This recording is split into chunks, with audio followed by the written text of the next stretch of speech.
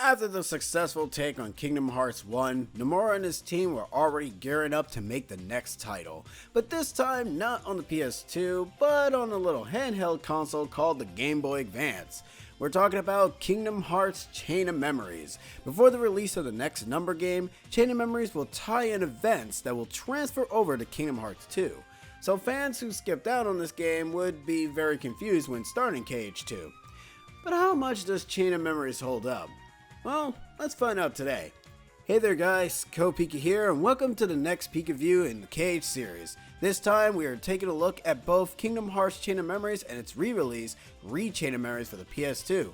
But for the sake of the video, most of the footage will mostly be from Chain of Memories, and we'll mention some differences here and there. Let's get started.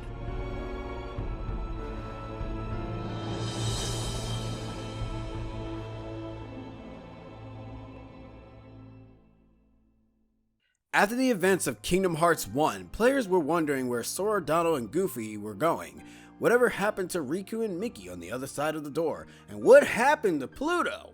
Well, luckily enough, Nomura's team was already making the next entry in the series, but their take on this adventure was going to be the seeds that planted the story elements we would see in future KH games. Kingdom Hearts Chain of Memories, which was originally going to be called Kingdom Hearts Lost Memories, but Nomura changed the name to Chain of Memories for the outline of the story's meaning. Sora wakes up in the middle of the night after following Pluto and gets lost in an open road, being encountered by a mysterious person in a black cloak who says some strange things before Sora arrives at a mysterious castle. Sora, Donald, and Goofy enter the castle and are once again greeted by the black cloak man. Sora and the gang gets ready to fight, but are unfortunately unable to do any of their skills. The man explains that once you've entered the castle, you lost every ability you have ever learned, i.e. you're back to level 1. This was one of the many ways to revert our player character back to square one. The Black Cloak figure tells Sora and the gang of the rules of the castle, and also how he will unlock and remember things he once forgot. The progression of Kingdom Hearts Chain of Memories is going through past worlds, meaning you will be going through Traverse Town, Wonderland, Olympus Coliseum, etc. During these visits to each of the old worlds, you may notice they try to add new story elements to fit with the theme of the game, such as Halloween Town having Oogie drinking a potion that made him remember the moments of his death in KH1, or how Olympus Coliseum has Cloud working for Hades to regain his memories. Most of the revisited worlds do have new plot elements to them without them being too much of the same. They still retain the same plot from KH1, just with some added twist here and there. As you journey through each floor of Castle Oblivion, you will get cutscenes of the members in the Black Cloaks plotting and scheming on how to deal with Sora. You have Larxene, the electric nymph, Axel, the flurry of dancing flames, Vexen, the ice coast scientist, and the leader of the castle, Marluxia, the graceful assassin. These guys are otherwise known as the Organization 13, members who are known as nobodies, but they wish to be somebodies. Long story short, these guys are real people who succumbed to darkness but had enough willpower to become a shell of their former selves. Organization 13 are the main villains of the KH series and are characters you will mostly see throughout the future games. Once Sora has finished the first world cards that were given to him, he meets up with Larxene, who starts to make fun and tease Sora for being a heartless hero, and how he managed to forget the person he was supposed to protect. That person is otherwise known as Naminé. Naminé, who is also a nobody, but a special one at that. Once Sora remembers Naminé, his personality starts to slowly change as he progresses further in the castle. What makes matters worse, Riku suddenly shows up to greet us, but sadly he's having jealousy problems and picks a fight with Sora 4 times throughout the climb. The combat for Kingdom Hearts Chain of Memories works a bit differently. Since Kingdom Hearts Chain of Memories was put on the Game Boy Advance, most of the controls from KH1 are not implemented. You do have your standard jump, your dodge roll, which can only be activated by double tapping the D-pad, and you also have your attack button. Kingdom Hearts Chain of Memories combat is arena based, which mostly means when you encounter an enemy on the field, you are taken to an arena to fight in. You have your cards on the left side corner of you, and you have your enemy's cards on the right side. The goal of combat for Chain of Memories is mostly using attack cards, magic cards, and your friend cards to defeat your opponent. Each attack card is a Keyblade, but each Keyblade has an advantage and disadvantage. You will always start the game out with a Kingdom Key, which is not really a good attack card, but a very good substitution for zero cards. What does zero cards mean? Well, you see that little white number on your cards? Well, that number will be the make or break for your battles. For example, If your opponent uses a 6 card and you are already using a 5 card, they will break through your attack animation and stun you as a result. You can also do the same thing to your enemies by using higher number cards as well. Organization boss fights work differently. When fighting humanoid bosses, they will have a similar style of fighting. What that means is that they will combine cards, break your cards, and also have longer attack animations. These type of bosses will be the 50% of your deaths in the game. The reason why I say that is because one boss card allows them to do up to 5 attacks. But that's not to say you're at a disadvantage. When you combine 3 cards together, you create what is known as a sleight, or slate. Not sure how people pronounce this. Sleights are ways of allowing Sora to use his abilities from KH1 or new abilities that would be later implemented into future games. Using sleights does come with a risk, however. Whatever was the first card you use in sleights, that card will not be restored when you try to reclaim it. But there are item cards that will allow you to restore your cards without that risk. Sleights is a good way to end battles quicker. But be mindful when fighting humanoid bosses, as 0 cards have the ability to break any number cards, even sleights, without any problems.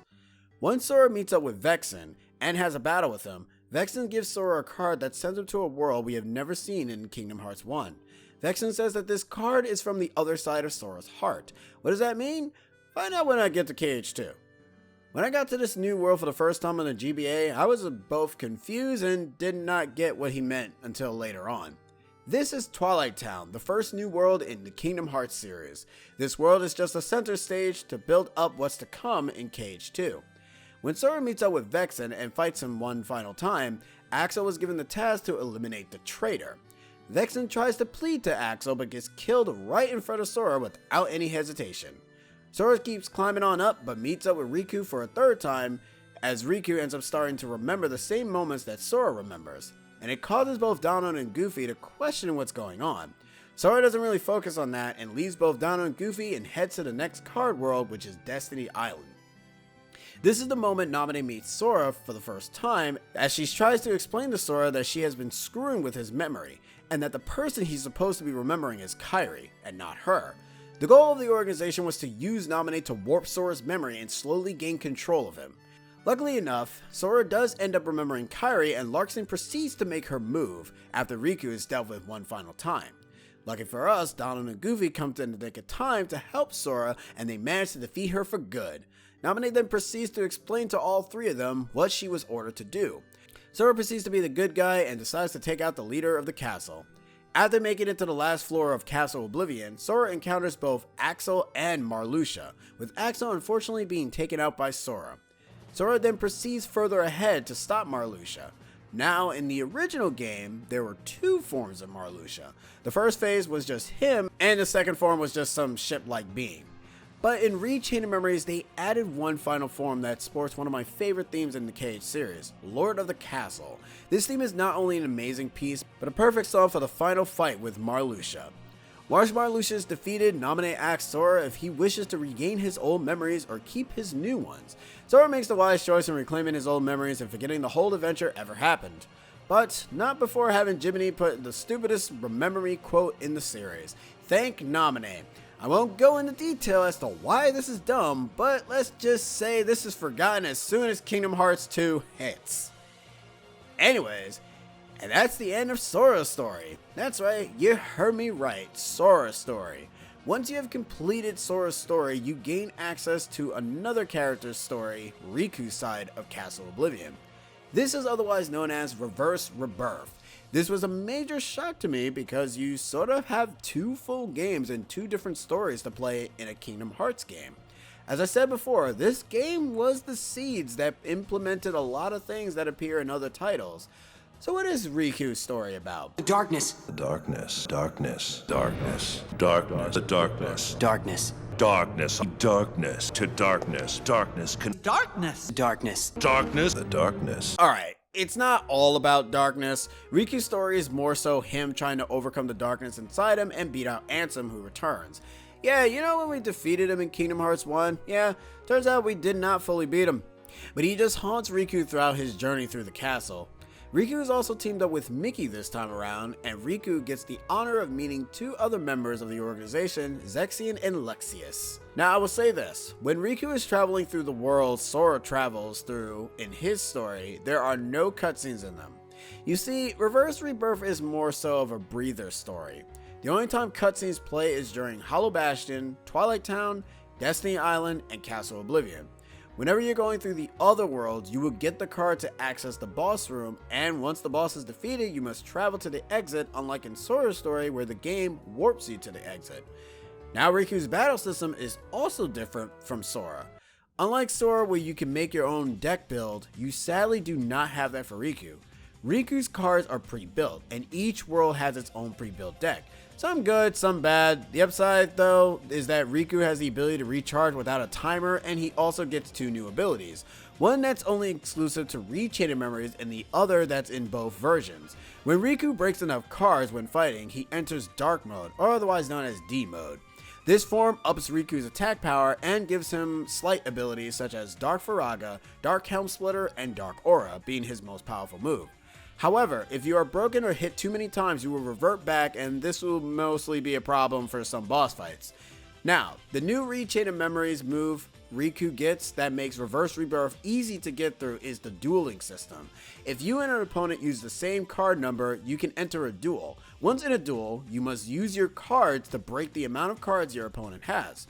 Once you do so, you will be able to counterattack, which can give you the advantage in battle.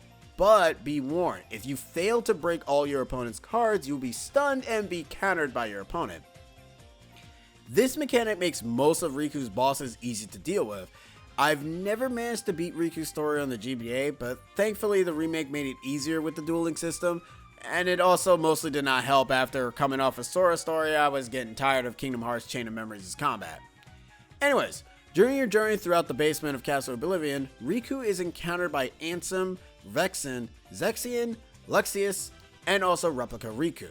Throughout the many exchanges of conversations, they mostly try to goad Riku into accepting the darkness, or that darkness is good and you should love it. Mostly trying to say, yo Riku, give in bro. After Riku finishes up Destiny Island, he meets up with Naminé, who gives him a choice to be put to sleep so that way she can clear the influence of Ansem inside him. Riku chooses to not fall asleep and decides to take on Ansem in the darkness alone. The final area, Castle Oblivion, Riku meets up with Ansem one final time, and after a clash between the two, Riku comes out on top. Ansem swore that he will return, but we all know he won't return, right? Kingdom Hearts Chain of Memories is still a very unique game and difficult for some coming off of Kingdom Hearts 1, but I can't deny the fact that all the moments in this game are things that will all be brought up again in future games.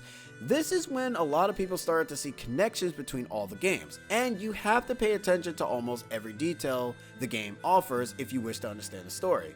I should also mostly mention that since there were only like 2 games in Kingdom Hearts 2, which was released right after Chain of Memories a few years later, it does end up starting to become a point where you do have to focus on what the stories are talking about and what they're saying. Hell, in Kingdom Hearts 1, there's a moment in the game that you have to pay attention to that gets brought up in Kingdom Hearts 2, and also another future title, Kingdom Hearts 358 over 2 days. Overall, even though the card system only appears once, I can say it's pretty nice to come up with your own style of combat. For the playthrough of Sora, I went for a magic build where I basically kept casting Blizzard and using the Demix card. You can only get the Demix card once you end up watching all the cutscenes in 358 over 2 days, but if you were a person who owned the Japanese version of Kingdom Hearts 2 Final Mix Plus, if you had both of those, you will basically still end up getting Demix as a card in Chain of Memories when you play the remake. Chain of Memories is still a game I think everyone should at least try once, or at least get the gist of what the story offers before heading into KH2. And that's it for Kingdom Hearts Chain of Memories. Overall, I have to admit, going back to this game, even though I've beaten it like 3 times at this point, it's kind of crazy that this is really not my favorite Kingdom Hearts game. Not in the slightest, like at all. But I will end up admitting that I'll probably end up mentioning this again. The handheld Kingdom Hearts games have a bit of a different types of variety style to them compared to the number games, which obviously all play the same. As much as, you know, it can be a bit of a dislike for them having different sort of combat and whatnot, you gotta end up admitting its unique combat can be a bit interesting to manipulate and break when you really think about it, because it's impossible to break Kingdom Hearts 1, 2, and 3, but you can break Chain of Memories, as you can tell that I've been using nothing but Blizzard cards to melt like 90% of the bosses, unless you're fighting Vexen, which is just heals them, and if you're fighting any other boss that is faster than you, and then you're kind of screwed. Anyways, I'm in Pika, and I'll be basically seeing you guys probably in Kingdom Hearts 2. Not yet, it'll probably be a bit before I go back into another Kingdom Hearts game, because to be fair, these games are actually pretty long. What will the next review be? I don't know. Yeah, I'm not going to really end up saying anything, because that'd be spoiler, and I can't be doing that. Anywho, I'll be seeing you guys in the next video. Catch you all later in the next electrifying review. See yas!